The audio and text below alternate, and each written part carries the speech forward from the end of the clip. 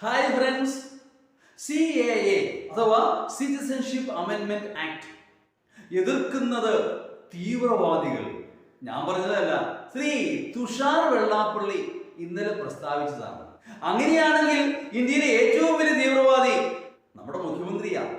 CAA നിയമം കേരളത്തിൽ നടപ്പാക്കുകയില്ല എന്ന് അതിശക്തമായി പ്രസ്താവിച്ച ആളാണ് നമ്മുടെ മുഖ്യമന്ത്രി.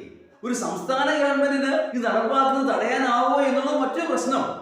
എങ്കിൽ പോലും ആ നിയമത്തോടുള്ള തന്റെ എതിർപ്പ് അതിശക്തമായി തന്നെ പ്രകടമാക്കിയ ആളാണ് നമ്മുടെ മുഖ്യമന്ത്രി. സംഭവം മറ്റൊന്നുമല്ല, കോട്ടയം ലോക്സഭാ സ്ഥാനാർത്ഥിയായ തുഷാർ വെള്ളാപ്പള്ളി കോട്ടയത്ത് വെള്ളം കുടിക്കുകയാണ്. കോട്ടയത്തെക്കാര്യം എടുത്താൽ തന്നെ BJPക്ക് മുൻപ് ലഭിച്ച വോട്ട് പോലും ലഭിക്കാൻ സാധ്യയില്ല അദ്ദേഹത്തിന്.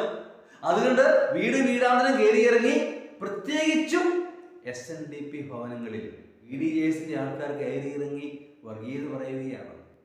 ജയിക്കില്ലെന്നറിയാം, എങ്കിൽ പോലും ഒരു നല്ല പെർഫോമൻസ് കാഴ്ചവെക്കുവാനായി അവസാനത്തെ അടവും പയറ്റുകയാണ് ശ്രീ തുഷാർ വെള്ളാപ്പള്ളി.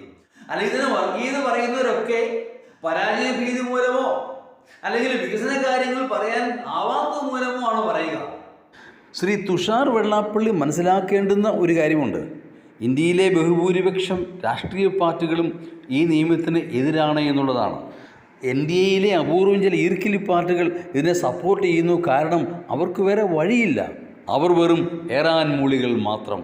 നമുക്കറിയാം, മതം ഒരു മാനദണ്ഡം ആവരുതേ എന്ന് നമ്മുടെ ഭരണഘടനാ നിർമ്മാതാക്കൾ ആഗ്രഹിച്ചിരുന്നു. അങ്ങനെയുള്ള ഭരണഘടനയാണ് നമ്മുടേത്. എല്ലാവർക്കും തുല്യതയുള്ള ഭരണഘടന. അവിടെ മതത്തിന് സ്ഥാനമേ ഇല്ല.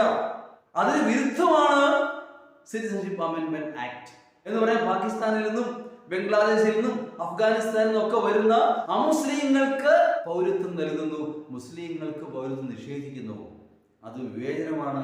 ഒരിക്കലും നമുക്ക് അംഗീകരിക്കാൻ സാധിക്കുന്ന കാര്യമല്ല.